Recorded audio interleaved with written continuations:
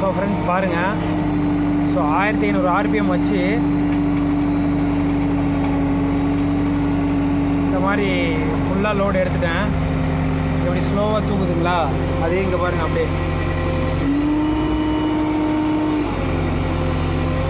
So நமக்கு பூமுக்கு load கொடுக்கும்போது இப்படி தான் ஆகும், சரிங்களா?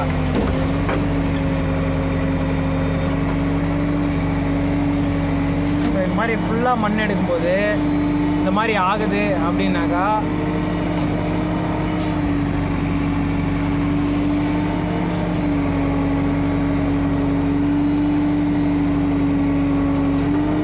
பாருங்க. ஸோ இது வந்து இன்ஜின் ப்ராப்ளம் கிடையாது, இன்ஜின் ஆஃப் ஆனால் தான் இன்ஜின் ப்ராப்ளம்.